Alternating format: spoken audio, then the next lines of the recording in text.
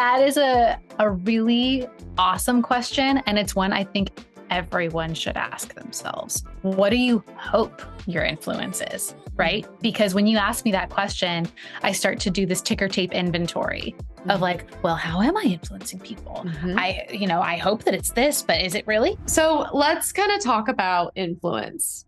Let's move into this, to the good stuff. Yeah. So while you were building this business, who was the biggest influence upon you when you were kind of starting to really go out on your own, start copywriting, start looking for clients, all that kind of fun stuff? It's funny. My impulse was like, there are these core of women on the internet who are my answer. There's like a group of them. And, now they're very big names, but back in 2018, they were kind of still, they weren't quite as famous as they are. And those women are Jenna Kutcher, Amy Porterfield, Gabby Bernstein, Susan Hyatt. Those are some girls. Yeah, they are. There are some girls. Yeah. And the thing that's, this is going to sound so weird as an answer of like who influenced me, but it's like, it's the internet. It's the internet. Yeah. It's the nebulous entity that has influenced me most because, okay, now we're really getting meta because no pun intended. God, roll my eyes to Narnia.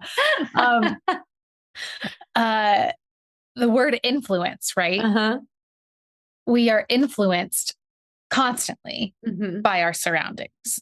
Social media is a huge part of our surroundings in this day and age. The algorithm on all of these social media apps is literally set up to show us more of what we interact with most. Yep. So you don't vote with who you follow, you vote with who you pay attention to. Yeah, 1000%. Yes. So if you're thinking about who you are being influenced by, pay attention to who you pay attention to. And that is going to influence you more than anything else. And for myself, it was like really being mindful about what kinds of accounts I was following and getting rid of like distracting stuff on social media, because that is part of your environment. Yeah. Yeah. I mean, I have to completely agree with you. I think, my inspiration obviously comes back to who I was following, right? And who I continue to follow even today.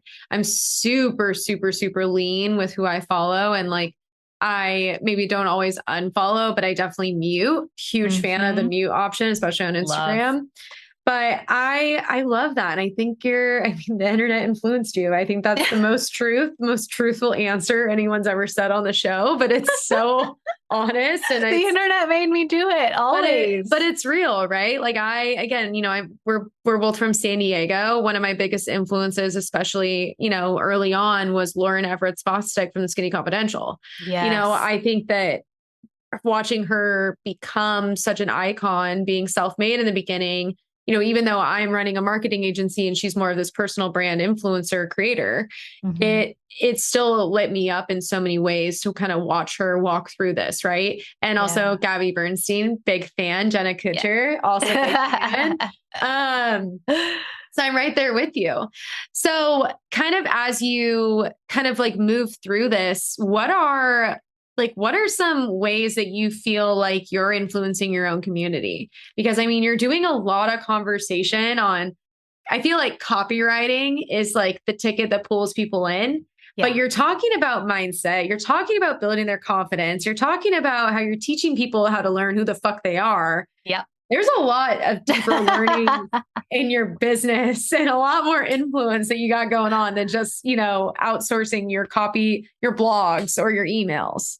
Totally. Thank you for noticing me.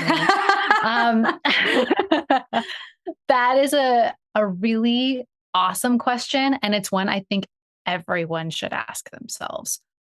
What do you hope your influence is? Right? Because when you ask me that question, I start to do this ticker tape inventory of like, well, how am I influencing people? I hope that it's this, but is it really? And my answer would be it kind of goes back to what I said earlier of helping people understand that you cannot be financially successful in business unless you do the personal work first. Mm-hmm. And it's often the personal work that is the most rewarding work.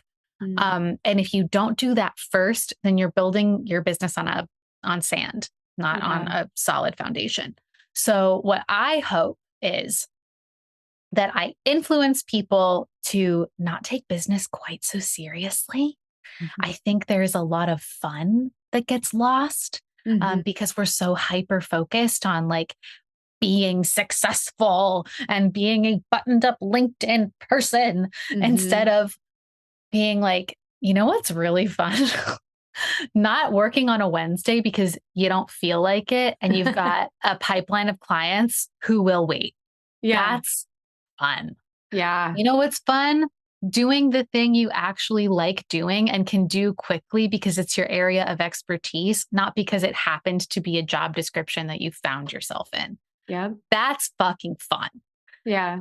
So I guess the core I'm getting to right now is I hope the influence I have is that people have more fun figuring out who they are so they have more fun in their business.